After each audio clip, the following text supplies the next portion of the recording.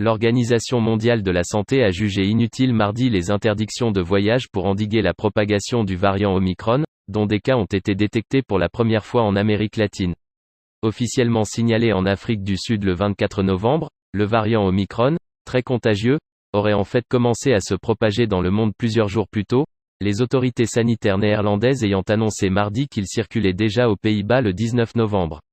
Omicron a été détecté aux Pays-Bas dans 2 échantillons de tests prélevés les 19 et 23 novembre et une des 2 personnes concernées n'avait pas voyagé récemment, ce qui suggère que le variant circulait déjà dans le pays, selon l'Institut néerlandais de la santé et de l'environnement, RIVM. Mardi soir, le Brésil a annoncé avoir enregistré ses 2 premiers cas, les premiers aussi en Amérique latine, chez des voyageurs provenant d'Afrique du Sud. Mais, les interdictions générales de voyager n'empêcheront pas la propagation de ce variant, a estimé l'Organisation mondiale de la santé dans un document technique.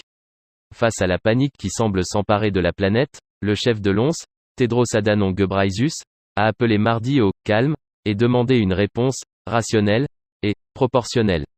Il s'est dit préoccupé par le fait que plusieurs États membres prennent des mesures générales et brutales qui ne sont ni fondées sur des preuves ni efficaces en soi et qui ne feront qu'aggraver les inégalités entre les pays.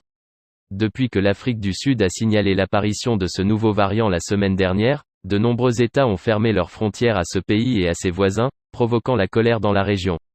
Ces mesures peuvent avoir un impact négatif sur les efforts de santé mondiaux pendant une pandémie en dissuadant les pays de signaler et de partager les données épidémiologiques et de séquençage, a prévenu l'OMS.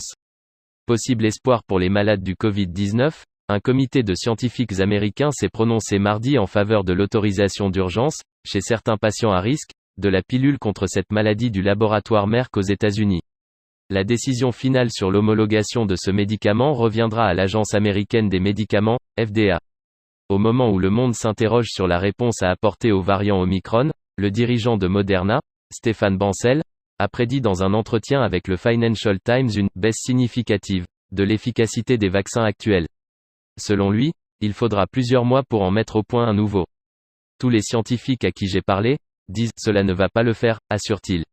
Divers fabricants, dont Moderna, AstraZeneca, Pfizer, BioNTech et Novavax, se sont néanmoins dit confiants dans leur capacité à créer un nouveau vaccin contre le Covid-19.